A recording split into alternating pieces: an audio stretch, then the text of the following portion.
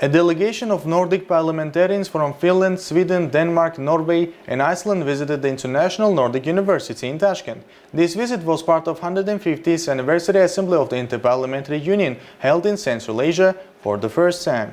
The university's leadership warmly welcomed the delegation. As part of their visit, the delegation had the opportunity to view a photo exhibition. The exhibition showcases the photographs taken by Karl Mannerheim during his two-year visit starting from 1906 along the Silk Road. This photograph shows us a glimpse into the life of Eastern people, showcasing their cultural, national traditions and everyday life. As you know, the 150th Inter-Parliamentary Union Assembly is currently being held in Uzbekistan, and as a logical continuation of that, today the Nordic countries are being received here at the Nordic University. When it comes to the development of science and education, we know that the Nordic countries, those happy nations of Northern Europe, are leading the way. Countries like Sweden, Denmark and Iceland, which rank high on the global happiness and development indexes, are represented by members of their parliaments here. I believe we should consider this visit as a very significant event.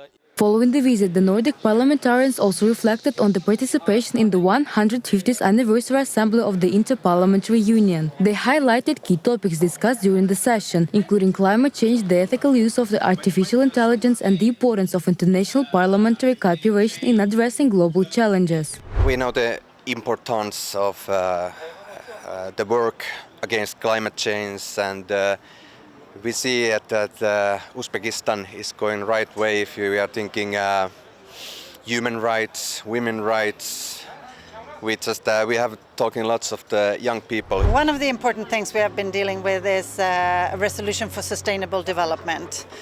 More important than ever that the world reaches the goals and that we cooperate about them, and it's about what the parliaments can do.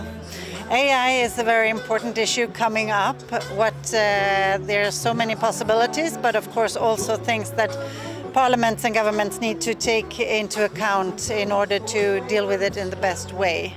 So, and we also have had discussions about emergency items and also on a resolution for a two-state solution and how parliaments can enhance that between Israel and Palestine.